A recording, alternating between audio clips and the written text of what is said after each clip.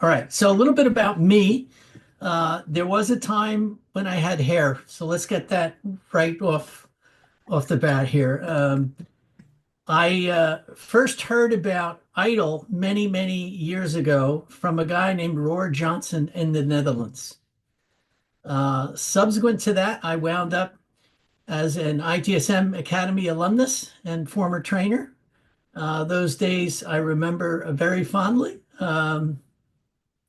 And went on a certification binge. Got all the usual jewelry, the CISA and the PMP and so on. Wound up doing a lot of consulting and training. I think like many of you. And along the way, after 9/11, my world changed along with everyone else's, right? So I wound up opening basically a one-man band called My Service Monitor, and that's how I did most of my work. Um, and along the way, I did some monitoring, AI ops type stuff, and got back into that. And then my brother passed away, and I reopened My Service Monitor, and that's kind of where I'm at now. My most recent certifications have been in the USM method, of which I am a huge fan. Most people who know me know that. And more recently, I got my HIT Global cert. So, what I'd like to do today is kind of relate both of those and see if we can connect the dots between humanizing IT and IT service management. And I'm an old guy at this point. I hate to admit that, but I am what I am. So I have thick skin. I welcome all questions. I'll come back to any slides if you want. I uh, I think I know what I'm talking about. I hope so. But if I don't, feel free to correct me. I was asked to comment on a blog post, and this is the QR code. If you want to get to the blog post, or we can put it in the chat or whatever. And that's kind of what this is based on. Although I have to say, as I put the slides together, my mind, as usual, wandered in all kinds of directions. So hopefully, this is not too crazy. One of the things that I found in my experience with, quote, continuous improvement is that a lot of the stuff that we learn is not really new. There are lessons that have been, 30 years old and more, 50 years old, that we're still using today. And I think that's important because uh, I think it's critical that we as professionals in this space rethink those old lessons. Because in fact, the new things that we're doing today are almost always based on things that are really pretty old. So, and it doesn't matter as long as it gets the job done. Nobody cares whether it's a new or old lessons. They just want something done, right? So human-centered design is not new. It's been around for a long time. Customers have used it for many years, mostly for external services, because that's where the money is, right?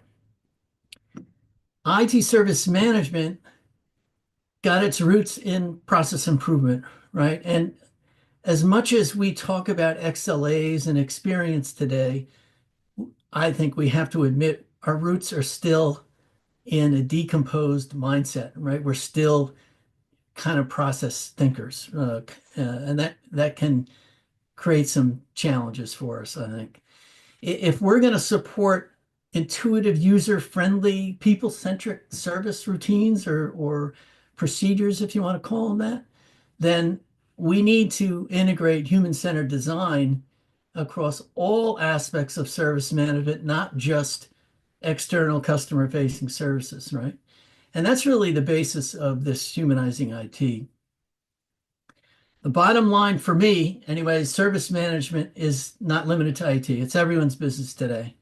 And I think the USM method and humanizing IT are two examples of ways that we can kind of bridge the gap between human-centered design and this process-driven execution.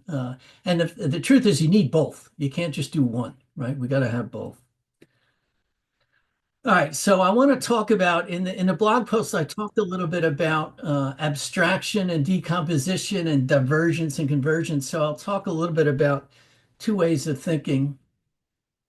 First, we'll talk about divergence. And many of you probably already know this, particularly if you've been in the humanizing IT class, so it's repetitive for some of you. But divergence is where we broaden horizons, right? You try and get as many ideas as you can, right? It's the brainstorming area. And convergence is just the opposite. Now that we've got a huge pool of ideas, well, which ones are we going to focus on? And so this divergence convergence is an important concept and an important way of thinking. Really, it's a mindset. And there's something called the double diamond design process, which is again not new. Was done in 2005, almost 20 years ago. And this double diamond combines the divergence and convergence mindset for designing a product or a service. And what HIT Global has done is taken this double diamond framework and adapted it specifically for IT service management, which I think is interesting. And I have to be honest, when I first started hearing about it, my mind said, well, geez, this is nothing new. We did this. This has been done many years ago. And it's true, it is. But we've never really applied it to the bowels of IT. And that's really what the HIT Double Diamond Framework is all about. And those of you that have taken the HIT course, feel free to contribute or correct me or whatever if I say something wrong. Abstraction and decomposition is a little different. When we're an abstract thinker, and I'm kind of an abstract thinker, we simplify things, right? We stay at high level concepts. That's kind of an abstract thinker. Decomposing is when we take that abstraction, we break it down into smaller parts, right? And so I want to make a comment here. Abstract thinkers, in my mind, tend to be, or I would say business people tend to be more abstract thinkers. They're thinking high level, right? They're not down into the weeds, right? And so when we talk about external customer facing services, you're typically dealing with abstract thinkers in my mind, right? When we decompose things and we get down beneath the iceberg and we start getting into internal customer facing services, we're decomposing those external services into its parts, right? That's a decomposing kind of mindset. There's something else I want to point out has always interested me anyway, is a service is kind of an abstract concept of a process, right? A process deliberately takes a look at the operational aspects, whereas a service, we consciously abstract the operational aspects because the customer doesn't care about how it gets done. They just want the outcome, right? And so what's interesting to me is it's not just above and below the iceberg, but the service and process are different mindsets as well, right? A process kind of decomposes a service in kind of a way. I've always found that interesting. And so the bottom line is when we take a double diamond type of human-centered design approach, we're really taking a horizontal kind of view. And when we take a abstraction or decomposition view, we're really doing a vertical view. So this abstraction and decomposition tends to be process oriented. And when we eliminate redundancy and waste, which has been a best practice since the 70s, right? And what the Service Foundation did when they created USM is apply that thinking and said, let's break it down, let's simplify it into its essence, right? And that's what the USM process model is. 5 processes, it's a generic process model. That's all it is. So this all sounds great, but obviously you can get too much of a good thing, right?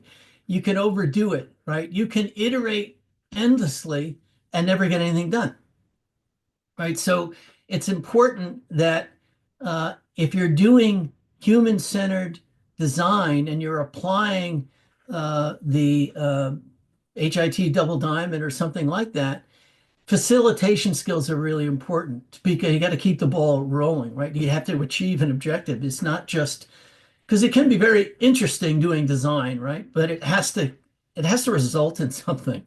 There's usually a deadline. And same thing with abstraction decomposition. We can go crazy, and I think IT people in particular. I am not a decomposing. That is not my nature, and so uh, it can be frustrating to me when we get into terminology and bits and bytes, and we can go crazy decomposing things down to the nth degree. And one of the ways that we address that is through something called recursion. And that's where something repeats, a pattern repeats again and again. And that's, again, something that the USM method did that I find fascinating. And I'm going to talk a little bit about that. And again, we can come back to any of these slides. It doesn't bother me. So humanizing IT takes the HIT double diamond model, applies double diamond thinking to IT service management. And this is where we get creativity and iterative design cycles, particularly early on in the life cycle, which is really important. And that's a horizontal type of thinking in my mind anyway. And in USM, we really are structuring complexity, and we're creating these repeatable workflows or repeatable generic value streams, if you want to call them that. But they're repeatable patterns that we can do again and again, and that's a vertical kind of mindset. And we need both mindsets, right? That's really the key to integrating humanizing IT and service management. At least that's the way I think about it. So if we take humanizing IT in this horizontal iteration type mindset, again, customers tend to think in abstract terms. How do we translate what a customer wants into an actionable problem, right? So problem framing, one of the things you're going to get out of the humanizing IT class, if you take it, is the importance of framing the problem. It's critical because if you get that wrong, all of your efforts when you get to the end are wasted. Right. And that's what the double diamond, the HIT double applies the double diamond method in an IT context, and to try and get the problem framed correctly. And it does that, I think, very well. The other thing that it does is that it tends to do that at two levels and focuses really on one level in particularly. Most designers that are applying humanizing or human-centered design techniques are focused on external business services, what happens outside the enterprise or above what I call above the iceberg. Because underneath, when we decompose, that's underneath the iceberg. That's where all the complexity lies. And that's what the external customers don't want to be exposed to. But we have to address it, right? And so this is something that the humanizing IT does, I think, very, very well. If we don't define, there's a lot of pressure on the business to get this right because if they get it wrong, right, what happens? You have to go all the way back to the beginning, right? You have to revisit all those filters and gates, right? Go back and ask for more money, right? Because I didn't get it right. So there's a lot of pressure on those people to get it right, which is why the business is so focused. They don't care about what's underneath the iceberg, right? It also results in delays in revenue. It increases frustration and burnout, decreases confidence in IT, and obviously has poor customer user experience. So applying this mindset, defining the right experience and delivering the right experience using this double diamond mindset is what humanizing IT is all about. And that's really important. Now, the USM method and vertical recursion is a little bit different, right? We want to address complexity in a holistic way or a systems thinking type of way.